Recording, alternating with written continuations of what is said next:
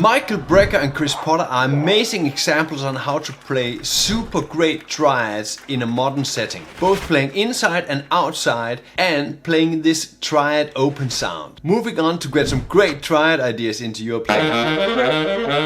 What Brecker does here is actually rather simple. It's basically focused around a F major triad. He's approaching the triad in three ways. The first triad he's playing is in the third inversion of the triad. In this way, you get a big fourth jump as the first interval, which gives you this more open sound. Further, Michael Brecker is using the F major triad as an upper structure of the D minor chord. We're going to look at the D minor 7 extensions and what usable triads we have on the D minor 11 chord. The triads we're getting on the D minor 11 is the D minor chord, very basic, F major giving us the 7th, we have the A minor chord giving us the 9th, and we have the C major chord giving us both the 9th and the 11th. The last two triads, the A minor triad and the C major triad, is bringing us pretty far away from the root D. If I add the third inversion which Michael Brecker used to all the triads in the D minor 11 chord, sounds like this.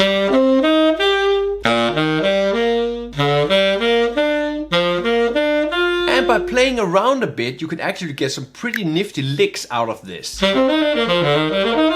I started in a slow tempo just fooling around with these inversions, and then this came out. We're still playing the D minor, all the triads support this. Keep in mind that I want this open sound, so I keep playing the third inversion using that fourth interval. Getting used to this open sound or playing this inversion, you need to take this through the scales. Here I'm playing a D minor Dorian scale with the third inversion triads. On my Patreon channel you can find the full lesson transcription where I have added these licks and these exercises in all 12 keys. Plus of course lots of more examples, lots of more licks and a lot of exercises to get these triads into your playing. A very common use to use triads in jazz is putting a chromatic note in front of the triad you're playing. Here we're adding the chromatic note before the root of the triad. And as what Michael Brecker did, he's adding it before the F major triad. Being creative, we can of course add this to all our triads on the D minor 11 chord. The C sharp to the D minor, the E to the F, the G sharp to the A minor and the B to the C major. Talking about triads and chromatic notes, I want to add a little extra here. I think this sounds really nice and adds an extra great hip cool sound to the triad. Again, taking some time out, just sit fooling around with this concept of putting a chromatic note in front of the triads, and then this lick came out. And here's another great line. Remember that these lines are all D minor lines, and with the chromatic note you just add a little spice. Of course you should practice these lines. I've added these to the D minor Dorian scale here with a chromatic approach note to all the triads, to the root and to the fifth. This Chris Potter line takes us into a different ball game, adding chromatically moving triads.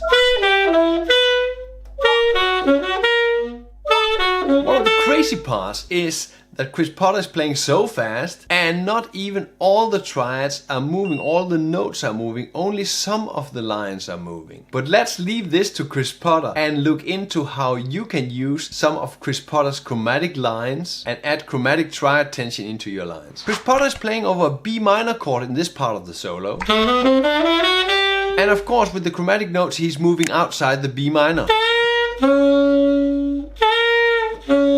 What I think Chris Potter is doing is moving somewhat down in the triad, but basically thinking leading tones in this crazy tempo. I want to take this concept into a 2-5-1. First I want to think of the triad concept of the Michael Brecker lick.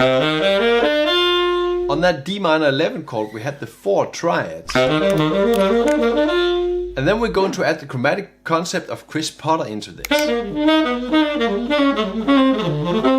When making lines in these two concepts, you need to think about what chromatic notes lead to the next target note in your line. And then there's a hair-fine line between playing technique and actually playing melodic chromatic lines.